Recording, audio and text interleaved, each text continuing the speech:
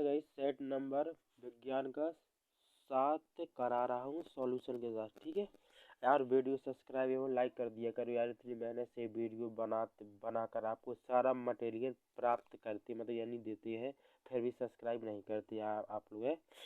तो फिर ऑप्शन दिए गए क्लोरोफिल अवशोषित होता है सूर्य के प्रकाश में होता है क्लोरोफिल। ठीक है, अब दूसरा क्वेश्चन दिया गया जैव विकास का सिद्धांत प्रतिपादन किसने किया था। दूसरा क्वेश्चन दिया गया जैव विकास का सिद्धांत प्रतिपादित करने वाले वैज्ञानिक का नाम था कौन। Charles Darwin. इसमें जैव विज्ञान मतलब जैव विकास का सिद्धांत दिया था, इसमें एक डार्विन था। ठीक है, दो वैज्ञानिक थे। फिर तीसरा क्वेश्चन उसमें ऑप्शन दिया गया था ग्रेगर मॉडल। अब एक क्या है, कौन से वैज्ञानिक के मटर के पौधे पर प्रयोग किया था अनुमान, इसे अनुमानसिकता का वो कहा जाता है, अनुमानसिकता का जनक कहा जाता है ग्रेगर मेडल को। इसमें प्रभावता का नियम दिया था एक, और एक पृथक्करण का नियम दिया था, एक स्वतंत्र अवयव का नियम दिया था। 3 नियम दिए थे, 3 में से 100% एक ऑप्शन एक आएगा पक्का आपके में। और इसे अनुमान मेंडल का अनुमानसिकता का जनक भी कहा जाता है। ठीक है, अब अगला अगला ऑप्शन था मानव में भ्रूण को पोषण मिलता है प्लेलेस्टोटा को मिलता है।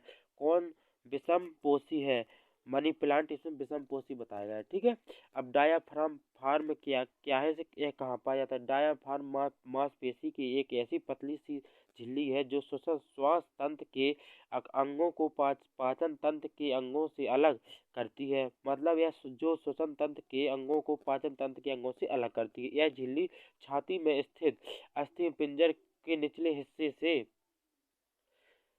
हिस्से से जुड़ी होती है और फेफड़ों को आशय देती है।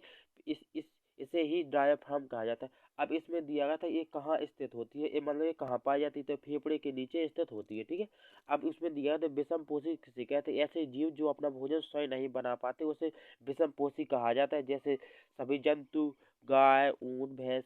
अब उसमें दिया है नेफ्रॉन किसे कहा जाता है। ठीक है, अब पुनरुद्भवन में करवा दिया था आपको पहले। ठीक है, विषम पोषी बता दिया है। अब उसमें मानव जनन तंत्र का हमने चित्र करवा मानव अब इस अगले अगले वीडियो में करा देंगे। ठीक है, अब इसमें दिया गया है 11वें क्वेश्चन में दिया गया है कि नेफ्रॉन किसे कहा जाता है। वृक्क के अंदर बहुत सी छोटी छोटी संरचनाएं होती हैं। ठीक है, इस संरचनाओं को वृक्क कहती है, यानी नेफ्रॉन कहा जाता है। मानव में 2 वृक्क पाए जाते हैं, जो इन वृक्कों में लगभग दोनों वृक्क में इनकी संख्या 20 लाख से होती है। ठीक, एक वृक्क में 10 लाख होती है। वृक्क के प्रारंभ एक कप जैसी संरचना होती है, जिसे हम बोमेन संपुट कहा जाता है। ठीक है, ये ऑप्शन में भी पूछा गया था आपसे। ठीक है, इस बोमेन संपुट के आधार इस बोमन के आधार बहुत सारी कोशिकाएं पाई जाती हैं, अंदर बहुत सारी कोशिकाएं पाई जाती हैं। इसे हम कोशिका का गुच्छा भी कहा जाता है। ठीक है, मैंने आपके कार्ड भी करवाए हैं। ठीक है, मूत्र ये नेफ्रॉन क्या है, मूत्र का निर्माण करता है। रुधिर से मूत्र के रूप में नाइट्रोजनिक अपशिष्ट पदार्थ का निष्कासन करता है, मतलब मूत्र के द्वारा रुधिर से अपशिष्ट पदार्थों को बाहर निकालता है। रुधिर का पीएच मान निगमन होता है। रुधिर प्लाज्मा की सांद्रता का निगमन करता है। ठीक है, अब अगला क्वेश्चन दिया है सौर ऊर्जा किसे कहा जाता है। सौर ऊर्जा का अर्थ है सूर्य शक्ति, इसे इंग्लिश में सोलर एनर्जी कहा कहती है। ठीक है, आज तक इसी का उपयोग बिजली के बदले में होता है। ठीक है, सूर्य से ताप भी मिलता है, प्रकाश भी मिलता है। अब मनुष्य सूर्य की शक्ति का उपयोग कर रहा है। जैसे बिजली का उपयोग बढ़ रहा है और बिजली का उत्पादन में कमी होने से बिजली उत्पादन के अलग अलग मूल को मानव ढूंढ रहा है। बिजली का उत्पादन जल से, वायु से, सूर्य से हो सकता है। इसे वायु ऊर्जा, जल ऊर्जा और सौर ऊर्जा कहा जाता है। ठीक है, अब अगली टिप्पणी है प्राकृतिक संसाधन किसे कहा था। प्रकृति में उपस्थित वे पदार्थ जो हमारे लिए अति उपयोगी है उसे प्राकृतिक संसाधन कहा जाता है। जैसे मिट्टी, जल, वायु उपयोगी तो है हमारे लिए, प्राकृतिक साधन भगवान ने दिए, हमने थोड़ी मानव ने थोड़ी निर्मित की है इसके। अब इसके अंतर्गत हेडिंग दी प्राकृतिक संपदा का संरक्षण।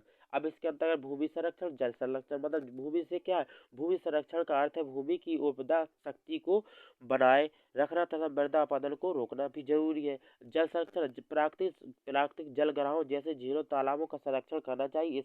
उनमें मिट्टी, कूड़ा करकट आदि उसे नहीं फेंकना चाहिए उसमें। ठीक है, अब उसमें दिया गया था कि अथवा में दिया गया 2 टिप्पणी और लिखी है इसमें। तो वायवीय श्वसन को ऑक्सीजन श्वसन भी कहा जाता है। वायवीय श्वसन ऑक्सीजन की उपस्थिति में होता है। इसमें ग्लूकोज का पूर्ण विखंडन होता है, यानी ग्लूकोज का इसमें छोटे छोटे टुकड़ों में टूट जाता है, और इसमें CO2 गैस तथा जल अंतिम उत्पाद है। ठीक है, CO2 जल तथा अंतिम उत्पाद है। और इसमें उच्च मात्रा में ऊर्जा उत्पादन होती है, और इसमें 38 एटीपी अणु मुक्त होते हैं। 38 एटीपी का फुल फॉर्म बता रखा है मैंने। ठीक है, रुधिर, अगली हेडिंग है रुधिर। ठीक है, रुधिर में दिया गया है कि रुधिर क्या मानव रुधिर में रुधिर प्रवाह कैसे होता है, मानव हृदय में रुधिर प्रवाह कैसे, रुधिर रुधिर विशेष प्रकार का तरल संयोजी ऊतक है। ऑप्शन में आ जाएगा रुधिर कैसा संयोजी है, तो तरल संयोजी ऊतक है। मनुष्य का रुधिर लाल जल से कुछ भारी चिपचिपा चिपचिपा सा स्वाद में नमकीन तथा कुछ क्षारीय अपारदर्शी पदार्थ होता है, जिसका पीएच मान 7.3 से 7.5 के बीच में होता है। इस खोज की गई थी, लेड ने की थी। और इसका बिलेट 4 प्रकार में बांटा गया है, और ए बी और ओ। इसमें दो दो क्या है, दो एक ए बी सर्वग्राही होता है और ओ सर्वदाता होता है। ठीक है, अब इसका अगला टॉपिक मैं कल के वीडियो में दे दूंगा। ठीक है, थैंक यू। अगर वीडियो अच्छा लगा तो सब्सक्राइब और लाइक जरूर करना। ठीक है।